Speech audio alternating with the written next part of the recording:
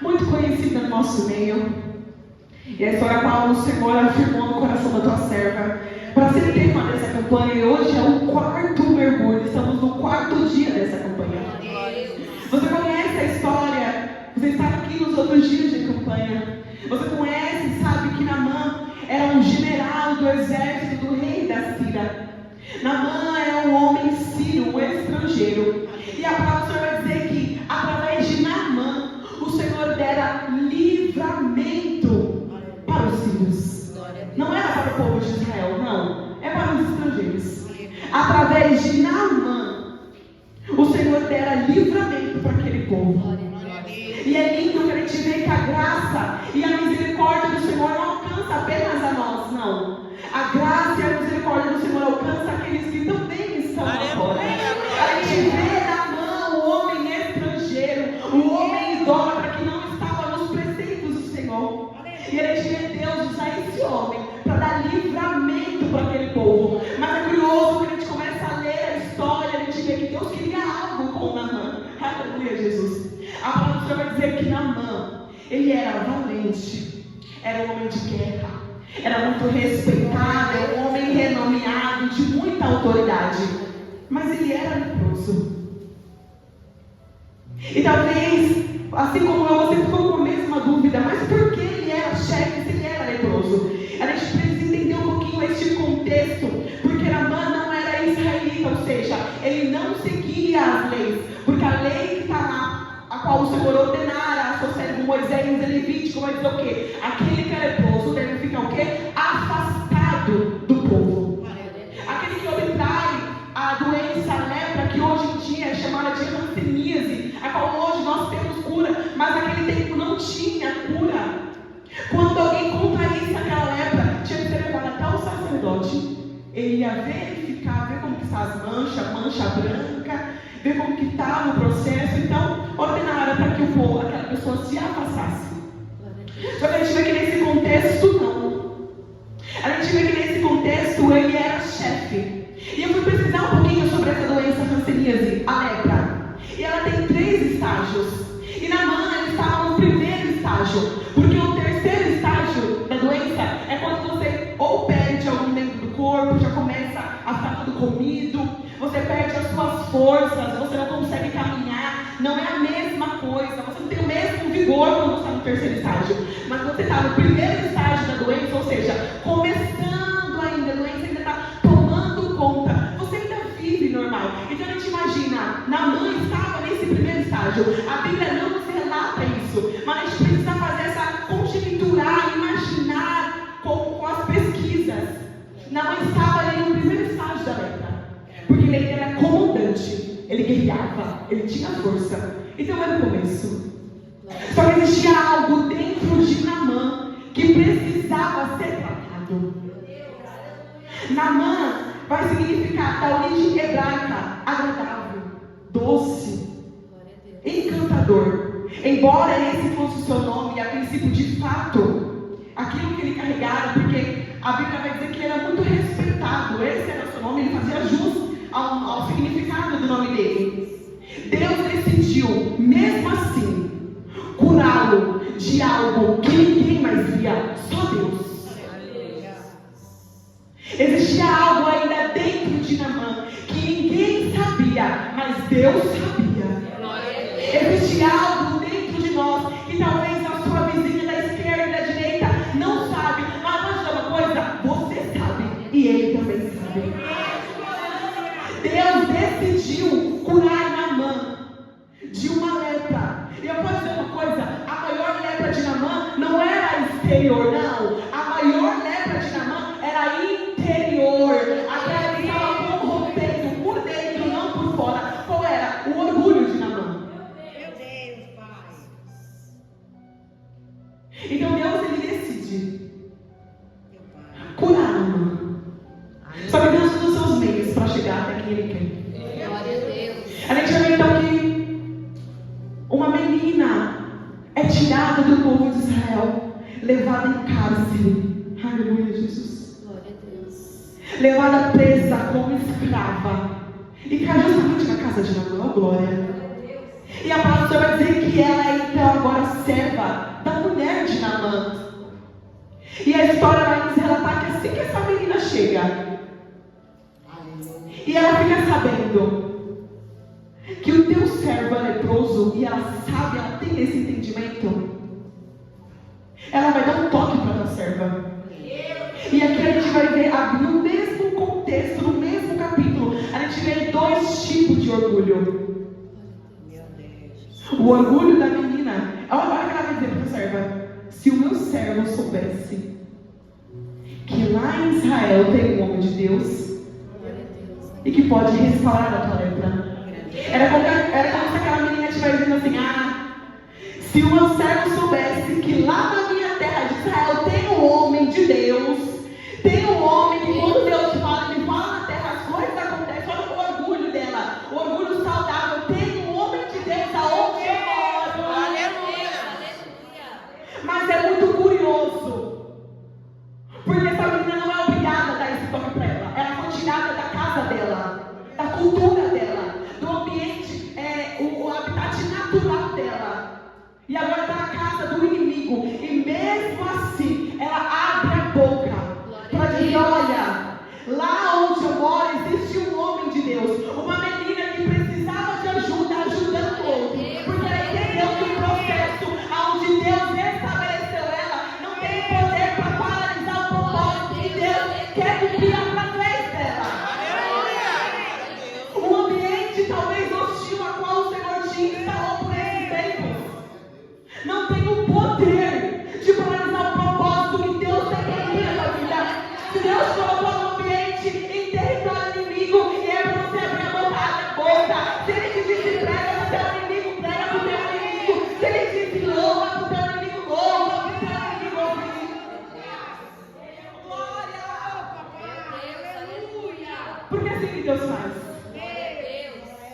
A gente não vê, a Bíblia não vai nos relatar essa menina falando: eu estou aqui em território inimigo. Você acha que eu? Deixa ele falar para dele, não. Ela não permitiu que o ambiente da dor dela influenciasse naquilo a qual ela foi chamada. Não permita que o ambiente da tua dor influencie naquilo que tu foi chamado. Não deixe. Não deixe que o ambiente da tua dor roube a voz da tua adoração. Não deixe. Não deixe. Este ambiente não tem poder para te paralisar, a não ser que você queira. Aleluia. Glória a Deus. Louvado seja Deus. E a gente vai ver então a história.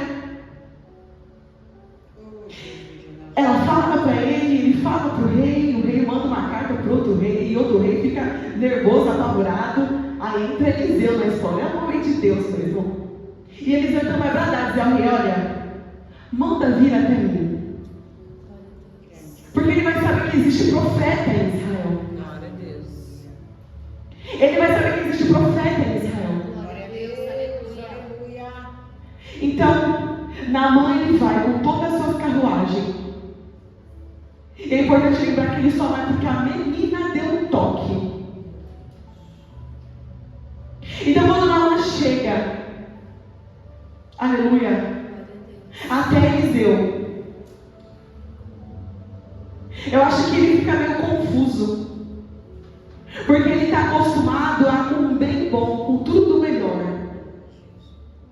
Ele está acostumado talvez com um tapete vermelho, está acostumado talvez com de bater patência, com uma recepção maravilhosa. É Naamã, é chefe. Só que aí Eliseu olha para ele e fala: ó, mensageiro, vai lá, manda ele a 7 mergulhos no Rio Jordão. São só 7. 7 mergulhos no Rio Jordão. Aleluia. Espírito Santo. E a primeira coisa que Naamã vai fazer é contestar a ordem do Senhor. Meu Deus, Pai. É aí aonde Deus começa a tratar o orgulho de Naamã. Então Naamã contesta a ordem do profeta. E Naamã vai dizer: olha, eu achei que ele ia fazer dessa forma, eu achei que ele ia fazer daquela forma, eu achei que ele ia vir, ia colocar as mãos em mim, Deus dele ia me dar cura. Mas não. Aleluia. Naamã ficou frustrado. Porque isso que acontece quando a gente coloca expectativas em homens, a gente fica frustrado. Mas quando a gente coloca expectativa no grande eu sou, meu irmão, a cura, a libertação, a renovo, a transformação. Mas quando eu coloco expectativa no homem, sabe o que acontece? Nem vai deixar, eu quero vir mais, nem louvar, eu quero vir mais, nem pregar, eu quero pregar mais. Isso acontece quando eu coloco expectativa no homem. Mas quando eu coloco expectativa no grande eu sou, eu não estou nem aí o que está acontecendo. Não estou nem acontecendo na minha casa, na igreja, na esquerda, na direita. Eu só quero adorar, porque só Ele tem o poder de fazer por mim aquilo que ninguém mais pode fazer. A mãe estava acostumado com aquela bajulação toda. Mas foi isso que o Senhor disse: não, comigo não funciona assim não. Comigo não funciona assim. E eu fui pesquisar o que significa Jordão. Jordão significa aquele que desce. Aleluia. Aquele que desce. Isso é uma informação para nós entender o que Deus quer falar conosco nessa noite. E eu notei, o Rio Jordão, ele desaba no Mar Morto, que a costa do Mar Morto, geograficamente falando, é o ponto mais fundo do globo da Terra. Em outras palavras, era Deus falando para Naamã: eu não vou te encontrar, eu não quero você embaixo, eu quero você subterrâneo. Desça, Naamã. No profundo, Naamã, desça. Desça, Naamã. E a gente vê que Naamã fala: mas o rio de Farpá, Abana, não é os melhores? Não é o melhor que tem? E a gente vai ver que o problema de Naamã não era a cor do rio, irmã Natália. Não era se o rio está sujo ou não está. Ele vai mencionar o rio Abana. O Jordão é o que desce. E o Abana é o que começa numa nascente no alto do Líbano. Ele é acostumado sempre a estar por cima. Ele não quer estar por baixo. E é assim que Satanás ele faz. Ele pega o nosso ego, deixa lá em cima. Pega o nosso orgulho, deixa lá em cima. E vai alimentando, e vai alimentando. E nós adexa. E nós adexa. Mas no final é a perdição. Mas com Deus não. Deus, para ele tratar o homem, ele vai ligar lá embaixo. Para Deus tratar o homem e falar: ó, desce. Desce. Mergulha. Desce. Como assim, Thalita? Lembra de José? Antes de ser governador, foi para o calabouço. Onde fica o calabouço? Embaixo. Lembra de Gideão? Foi lá, trigo no lagar. Aonde estava o lagar? Embaixo. Lembra de Jeremias? Desceu a cova do oleiro. Aonde fica?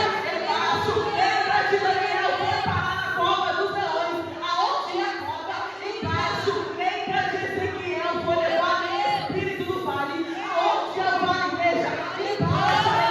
Foi pegado ontem a mulher do fluxo de sangue. Aleluia. Ela olhou a multidão, fugir por cima porque ela é pura. O que ela fez? Eu vou por baixo. É por baixo você é pura. É descer que você é igreja. É descer. É os pés da cruz que a gente se encontra. Sente que não somos nada, mas Ele é tudo. Quer cura, desça. Quer visita, desça. Lembra de Zaqueu? Zaqueu, desce. Zaqueu, desce depressa. Hoje me convém entrar na tua casa, mas tem que descer, Zaqueu. Desce. O problema de Naamã não era a cor de rio nenhum. E eu aprendi isso hoje. O problema de Naamã nunca foi um rio sujo. É a posição que o rio se encontra. O Jordão era o mais baixo. Ele não queria ser visto lá no fundo do poço, porque ele é acostumado sempre a estar no alto. Ele é acostumado sempre com bajulações. Mas você me desculpa, o Deus que eu prego aqui hoje, para você subir, tu tem que descer. Para tu subir, tu tem que descer. Deus queria tratar a humildade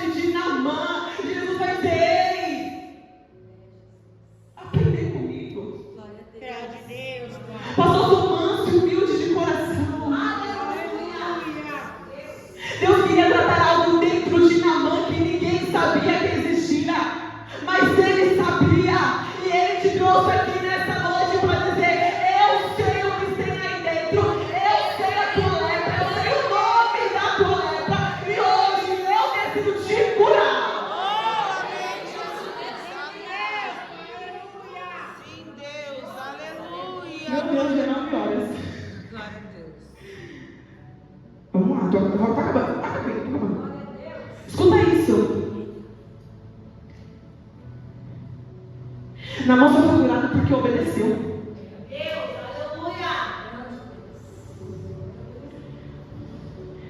Ele teve que descer. E acho que a Silvia comentou isso. Deus tem falado muito sobre descer, igreja, ultimamente. Olha isso, o grande Eu Sou está nos chamando para um secreto, igreja.